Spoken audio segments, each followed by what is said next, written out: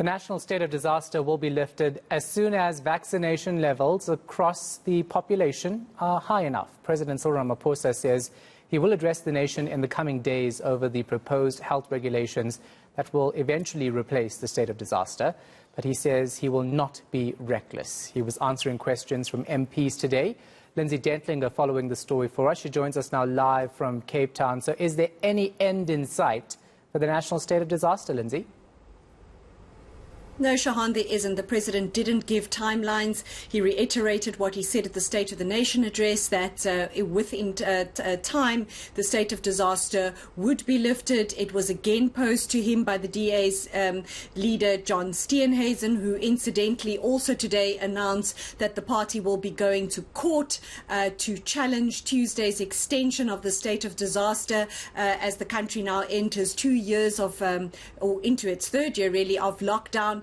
And Steenhuisen again challenging the president today, saying it was these last regulations of level 1. While some might think they are pretty innocuous, they're not, and that is really what's impacting on getting the economy functioning optimally again. He cited examples as getting the stadiums open again, increasing the numbers of people who can attend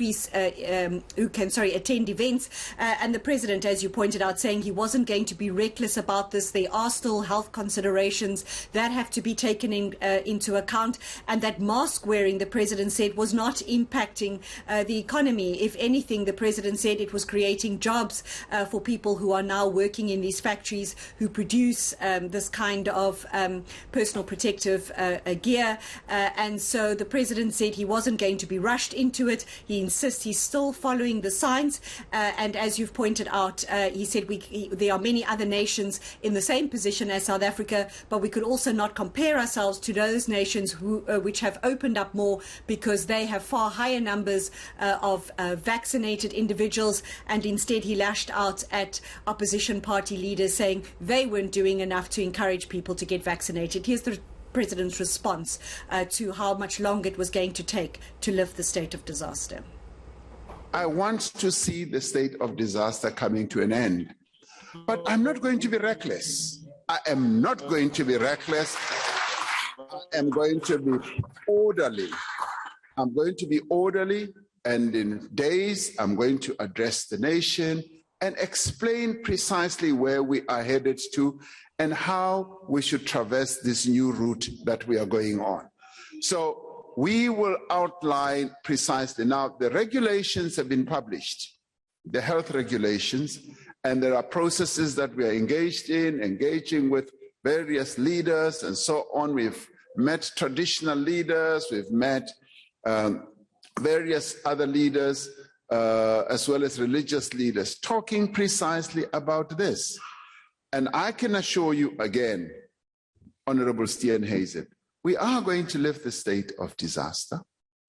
We are, Nini, soon.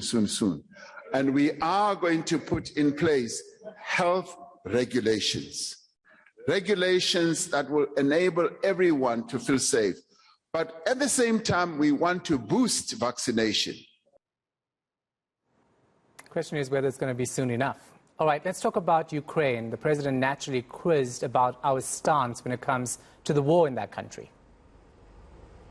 So the issue of Ukraine really permeated across most of the 6 questions that the president was asked today, and of course how the war in that region will impact South Africans and what government was going to do to help cushion the blow.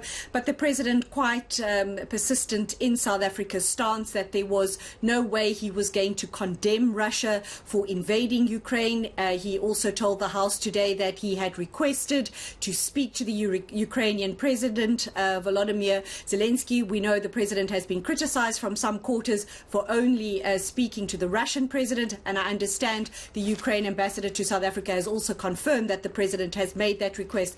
But the president saying that South Africa continues to believe that mediation, negotiation was the way to end the dialogue, and he also used the occasion, Shahan, to take a swipe at the United Nations and NATO, in particular the United Nations, saying that if it It was a more reformed body, one that also had the African continent represented permanently on its Security Council, and if NATO had heeded warnings, they could have possibly prevented the conflict that we're now seeing raging on, as you pointed out, for 3 weeks. So this was the President's response to how South Africa was going to continue to treat and to view the situation.